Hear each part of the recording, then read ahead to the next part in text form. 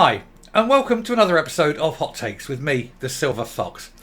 The audited accounts for the S&P are due at the end of July, and they said that they would definitely have them done on time. Well, there seems to be a bit of a dark turn in this story. Turns out that the auditors that they managed finally to appoint have been going through these accounts and are not entirely happy. Apparently, there are a lot of missing records.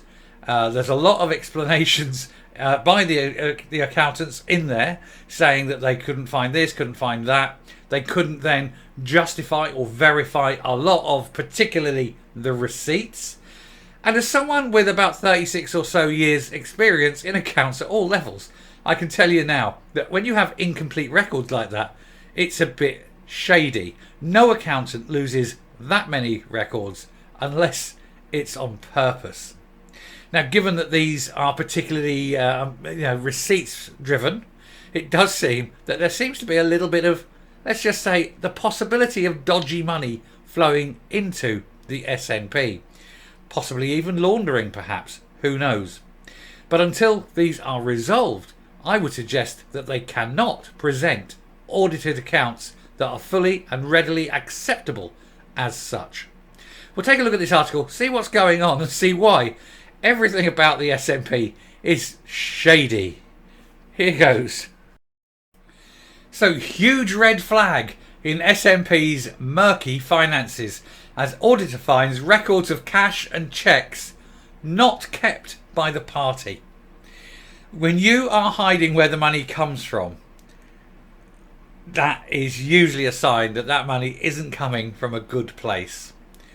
I'm not saying that everyone is always perfect. Yes, sure, you are going to have the odd missing invoice or the odd missing receipt or somebody's lost a bank slip or something like that. But when it is almost systemically done, then you know that there is certainly the suspicion of criminality. That's how you do it.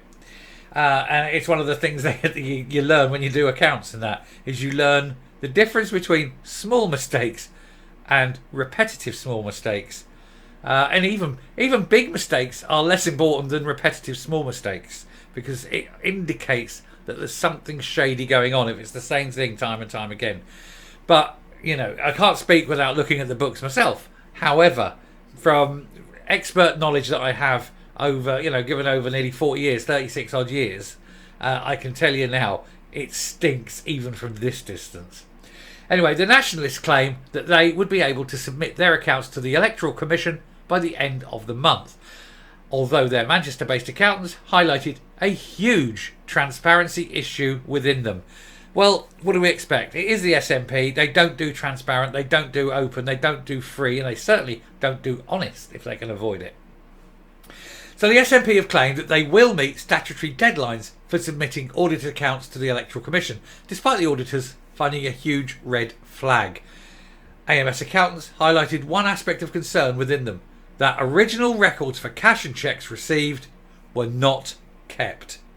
And that, to any accountant, is a big thing. If you're not keeping the original records, you need to ask why. This has led to accusations from critics that the murkiness surrounding their finances will not go away. The small Manchester-based accountancy firm were brought in at the last minute after their long-standing accountants quit last year. They were lucky to get them. They applied. I think it was the case that they asked literally every accounts practice in Scotland, and every single one of them turned them down. That's how bad it is. And they managed to find one set of accountants in Manchester that said, okay, we'll do it, but you want to know the size of their fee? I bet it's massive. Anyway, they made one point of qualification on the accounts, as they found that one aspect of income cannot be fully audited.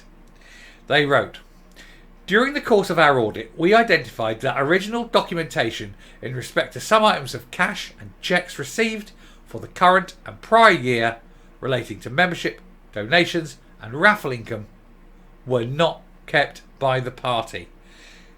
Anyone who's doing the books, a treasurer or an accountant or anyone, knows you keep everything. If they haven't kept them, there's a reason. They went on. We have been unable to satisfy ourselves by alternative means regarding the completeness of income in respect of the above limitation in scope. Consequently, we are unable to determine whether any adjustment to income is necessary in the current or prior year and the potential impact on opening reserves accordingly.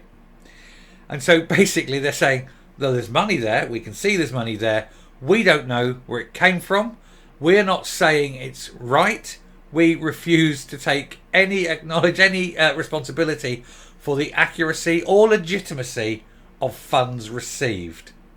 That's what they're doing. They are putting that in to cover themselves, effectively. This is the latest financial cloud to loom over the party, as they are currently being investigated by the police over the allegedly 600,000 missing. Blah, blah, blah. The SNP claimed that they always kept careful online record of all income received and has already responded to the auditor's administrative recommendations. They said there was no suggestion of misappropriation of funds. I'm suggesting it. I'm suggesting that there is a lot of dodginess in those accounts. If you're systemically not keeping paperwork, there's a reason for that.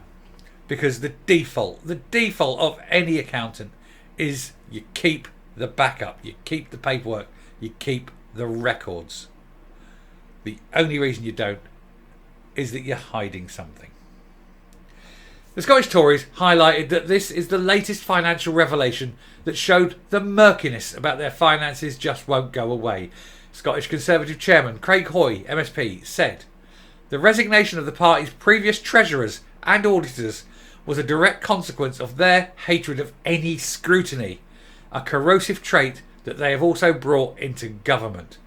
Almost every time there's a question about their behaviour or finances, the relevant documents or minutes of the meetings don't exist or need to be dragged out of them. Now their new auditors that they only managed to secure at the 11th hour, having spammed accountancy firms across the country, have had to qualify their sign-off of all accounts by saying documents about cash are missing and that they can't satisfy themselves about the completeness of income." It is disgraceful. This is...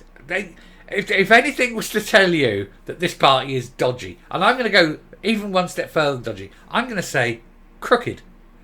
I think this crooked. I think there's illegal doings. Now the great thing is you can only slander a person. You can't slander an organisation. But I do believe that the SNP have got a lot of dodgy and crooked information in them, and I think that this is all going to come out. There's no way you don't keep records unless there's a reason for it, and I think that's what it is. I think there's a reason why they're not keeping these records, and it does smack of dodginess, doesn't it? They can't say where the money's coming from, and we know. Anyway, I'm going to round that off and come up. There needs to be a full and complete financial audit, not just the one that's good enough to get you through your returns to the Electoral Commission.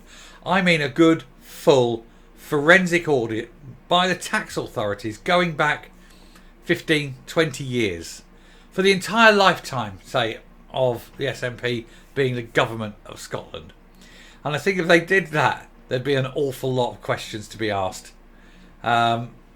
It's just absolutely ridiculous that any organisation that claims it's open and honest and transparent does not have the receipts.